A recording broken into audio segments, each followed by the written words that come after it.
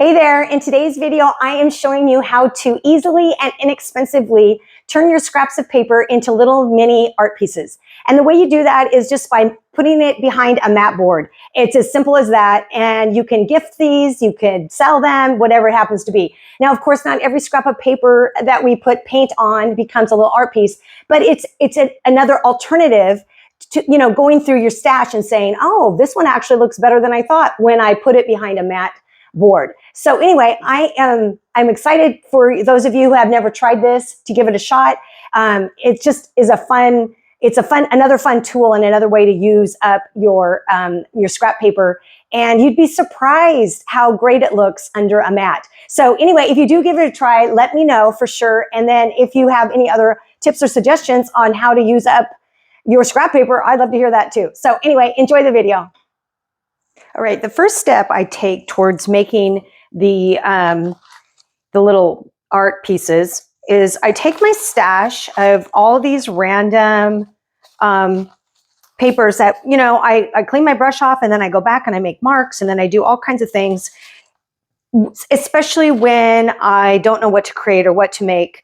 I just take a marker and I'll go and make all these marks, or I'll take my leftover paint and just make lines, and then later I'll come back with other paint. So I just have stashes and stashes of this. It's also great for collage, especially these thinner papers that are made from the vintage book papers.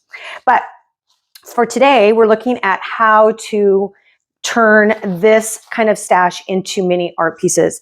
And so I would take my pile and literally one by one, I go through and I look and see if I have a composition that I like. So let's say I like this. Then I would take this piece of paper and I would set it, aside for in a stash. And so I would do that just over and over again. So sometimes I like the words that are in there. Sometimes I don't. I definitely, when I think I can find something in in them, I definitely will put them in the keep pile. Okay, so this is quite, you just kind of go over and over. Obviously, not everyone is going to work. Let me pull one out that I know won't work. Maybe this one, for example, doesn't have a lot going on. It is kind of interesting, but this would go in the no pile, and that would mean like, I might cut this for collage, or I might add more marks, and it might be more interesting down the road. Something like this, which is very simple. Maybe I would keep it but I think I need something with a little bit more interest in order to make it into, kind of a mini art piece. Now this has a lot going on, but maybe it has too much going on. So it's not my vibe. So that's going away. So let's bring this one over. I actually kind of like this one. So let's put that in the keeper pile. So, even ones that are kind of borderline ugly, like this on its own, it's like, whoa, what the heck? Maybe it's enough to make into something, and maybe it's not. In this case, I'm gonna say no. But you don't know until you start moving your little your piece around to decide if there is something that might work. So like, I don't like it up here necessarily. I'm not sure I like this piece, but then it's everywhere. So this is a maybe, and I could have a maybe pile, but to me a maybe is a no. I want a clear cut yes. So, and like a piece like this one, it doesn't have anything on it, really has nothing interesting on it yet. So I'm not gonna frame that. So anyway, go through your pile, and that's what I'm gonna do with mine. And then I'm gonna come up with a few that are interesting enough, and then I'm gonna show you what I'm gonna do with the next step. Now the other piece is, it's got to be wide enough, obviously, to fit in here. So that's something to consider as well. The pieces that you're working on. I actually have, my book that most of these are on book paper. So it's wide enough. This is actually a 5x7. And the interior is maybe 4x6. So, but you have to have something, you have to have it big enough that you can adhere a piece of tape to the back. I actually also have, very large books. Let me grab some pages over here. And so the pages are very large, and that gives you actually even more space to move around and find something that you like. Obviously, a lot of people would not be working on non-archival, paper. And I do indicate that because I'm going to adhere this non-archival paper to a piece of cardboard, which is even also non-archival. So I'm not looking for a piece of artwork that's going to, last forever. In that case, I would definitely, if you're looking at something that you want to last forever, I would definitely use, a high quality watercolor paper for this project. It's a similar thing where you'd have your paint and then you go around and you'd find your piece and then you could cut it. It would be heavy enough that you could cut. For me, for my purposes, I'm going to use, thinner, cheaper paper, vintage paper, because there's a lot of freedom for me in that I don't have, where I'm just wiping off my paintbrushes on a lot of these that I would not have on just a piece of it, a more expensive watercolor paper. But it is important. So like, for example, let's say I'm taking this and I'm going to attach it to a piece of cardboard and slip it inside, a little sheet to sell as a piece of artwork. Let's use this one for an example. I think it's important to say that so people know what they're getting. They're not thinking they're getting an archival piece. They know that it's, that you're creating art on something that is probably a little more fragile. So anyway, after I go through and pick out all my wins, my big stash over here to the side, I'm going to show you the next step. Okay, I've chosen a few pieces that I think will make kind of cute little art pieces.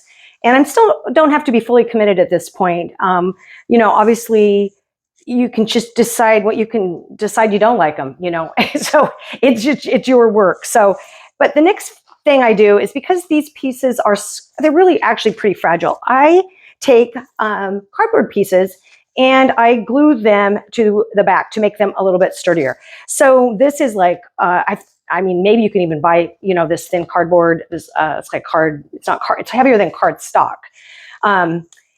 This, I think, was from the back of like a pad of paper or something, and you could cut down that to work. I actually have tons and tons of, these were like little boxes, and I had hundreds of them for some reason. I don't know if I got them. I can't even remember where I got them. So what I do is I take them apart because it doesn't matter to me. And I actually glue them to the back side. I use these, and then because I'm going to trim them down later. So typically I use these. I think they were like those pillow box kind of things, and I've just taken them apart and I use them in this way. I could still use them as a little gift box, but I've, like I said, I have probably 200 of them and I just don't use them. Another thing I discovered in my stash was this old, it was from a, like an address book. And I had taken it apart because I thought some of the pictures and the letters might be cool, but I thought this would also be, it's kind of sturdy. This could also be cut down and used as a backing. So, look at your stash and see what you have that's heavy enough, if you're using fragile papers, that you could then glue it to that. And typically I would use, matte medium or something, but because I do not want it to get on the front of the paper, and I just don't want everything wet, I have been using the Yes paste, which to me is amazing. And I use a palette knife actually to put it on. And so let me just grab a palette knife over here, one that's decent size. Okay. And then I put it on the card and stock, or the cardboard, and onto the back. I will show you one here for an example. And what I've been doing is, because this is the part that's going to show. Okay. So when I put these two things together, this is the back that's going to show. So I don't care if the inside part is, so I would choose your nicer side to go to the outside. And in this case, it's like that. So I'm going to put the Yes paste, on here on the cardboard. But I'm also going to put it on the paper as well, just to kind of, I really want it to adhere, and I don't want to have, I don't want to have any spots where it's not sticking. But the other part is I'm not going clear to the edges because I know I'm going to be trimming this down as well. So, obviously, You do not have to get all the way to your edges because most likely your edges will not matter. But if you are going to use a specific part, then I would definitely make sure that you get your glue, on as, I'm trying to get it on as covered as much of it as I can, as I possibly can. I'm not covering it. So there we go. And then I'm just going to, flop this over the top and, kind of center it because it's a little bit, the paper's a little bit wider than my cardboard is. And so then I probably am just going to use my trusty catalyst wedge and just kind of smooth it out. Obviously that Bondo or even the palette knife would work, or even your hand, just, smoothing it down. So there you go. And now I just let this dry. It's pretty warm here right now in the summer, so it'll dry pretty fast, but I just let it dry out even overnight. I just do a whole bunch of them. And then I will show you after they're all dry, then the next step is to kind of cut them down to fit. And I will show you that next step. The next step is to cut your images or your little art pieces down. I did measure the interior of the 5x7 is 3.5 by 5.5. I've been cutting mine to 4 by 6. So one of the things I would make note of is when you're cutting, and I will just cut one for an example, is, oh, sorry, that's moving that. Okay, let's just show you here real quick. Okay, I'm going to bring this mat over and just show you. So is this how I want it? Where do I want to cut a little bit more? So I'm not just willy-nilly cutting, I'm not just taking this and just randomly cutting it. There's an area where I want it. How do I want the composition? What parts do I want? Do I want this, light green to show up above? Do I want part of these to show and part of the up there? So you have to be really aware of what you're cutting as you're cutting. So I actually keep my mat board really close at hand. And I just use the same one. I mean, obviously this one's getting dirty. I just took one out of the pack and then I use it on the different things. So then I would just continue to make the cuts to get it to about a 4x6 size, if possible. Even this size is probably okay. But it's a little better if it's, probably a little bit narrower on the inside. But because this is shaking the whole table, I'm not gonna continue to cut that, and you guys can figure that out for yourself, how to figure out, but just be aware that you may need to, make a cut, then come and check it out. I did a cut over here, and then I want to come and check it out. Where do I want that composition to be? Where do I want the main cut to be? How do I want that to look? So that is something, once you cut off your outside edges, then you got to be aware of what side, which angle you want to have cut. So once you have made your cuts, your things are dry on your art is dry on its cardboard or if it's on watercolor, then you could do it right out of the gate, and you've made your cuts and it fits exactly how you want it in here. Then I'm going to show you the next step. Okay, I decided to put down a clean piece of paper because my desk is not, that table that I work on is not always the cleanest. I have a clean mat and the backboard, and I'll link those below where I got those on Amazon. It was a very good price. And so I have these ready to go, and I have them on a clean surface. My artwork has been, now I see a little piece there, but it's adhered to a piece of cardboard, and it is ready to go. The next step is to write your name on the back. And I actually got a lot of this information from Robert Burridge, who also demos how to do this kind of thing. And I will link to him below too. He has a myriad of art videos, and he's just a very renowned artist. And so you can learn so much from him. So highly recommend watching his YouTube videos.